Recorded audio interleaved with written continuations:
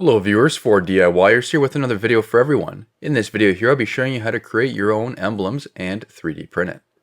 I recently acquired a 3D printer from Bamboo Lab. This is their X1 carbon model. A link to this will be included in the video description. This was a huge learning experience for me. I did have 3D modeling experience with AutoCAD, but zero 3D printing experience. I'll be sharing my experiences through the video and hopefully it'll help out others wanting to do the same. A friend of mine requested these emblems for his mom's car. Trying to get the original style emblems can be quite expensive. With the original emblem, I was able to pull the exterior dimensions so the new emblems can be installed without any issues. Now I was making the text. I was lucky enough to find pre-made text online that could be inserted into AutoCAD. However, this wasn't as easy as it looks. I wanted to ensure it was all symmetrical and the text does have a tendency to change slightly when zoomed in or out. This did take some time to make reference marks.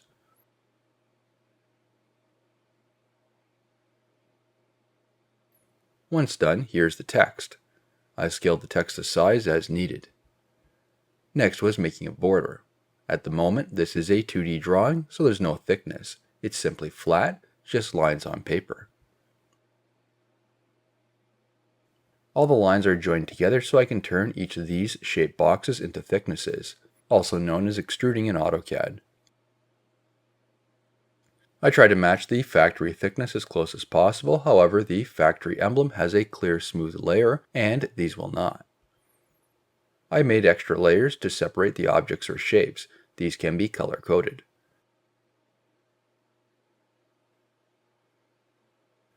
Now the letters are extruded.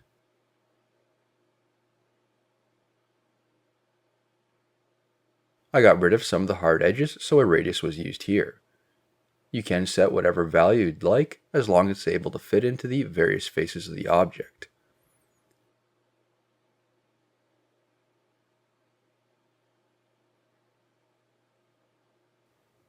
The object was then exported as a lithography file. I started out with a Windows PC, then switched over to my MacBook, as that's where I have the Bamboo Lab software installed, which is called Bamboo Studio. I haven't done much modeling in Bamboo Studio. It has a load of options to modify your prints, and it's fairly easy to use. Once the filament has been loaded into the printer, you can sync the program and then select what colors are applied to each object. When picking colors, you'll need to make sure the different colors are the same types of plastics.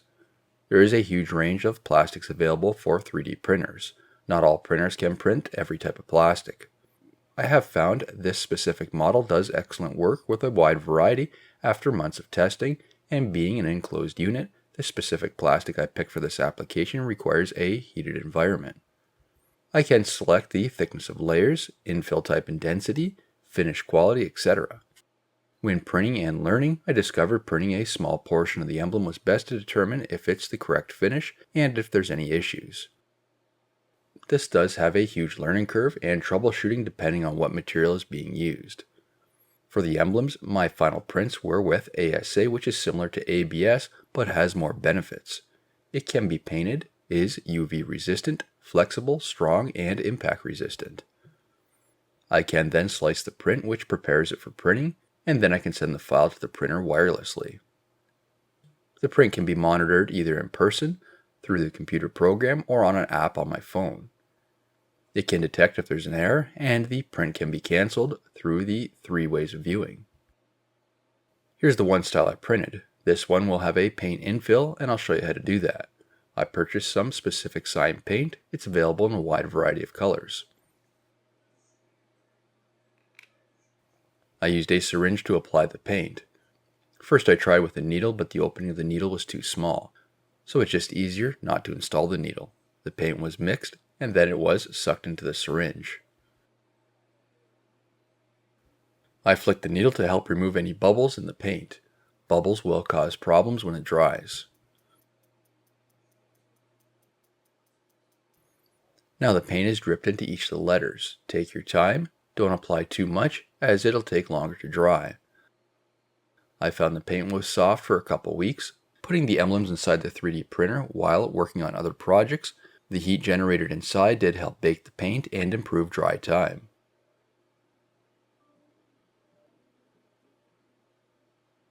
The needle can be used to help direct the paint, covering all the lower areas.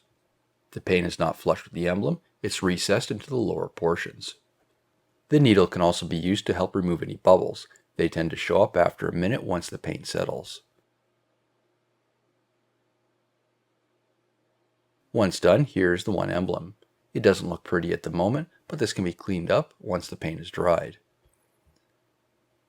Now with the paint dried, you can move on to wet sanding the paint on the top surface. First was starting out with 400 grit sandpaper. All the paper has been pre-soaked, and I also have a flat surface to work on, so I'm not causing any deformities in the emblems.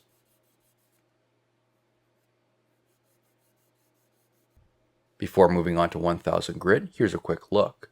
400 grit is just needed to remove any paint on the outside of the recessed portions. Make sure the emblem and sandpaper are wet.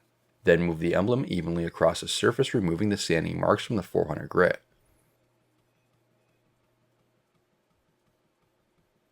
Finally is 2000 grit. This is only plastic, so it sands very easily.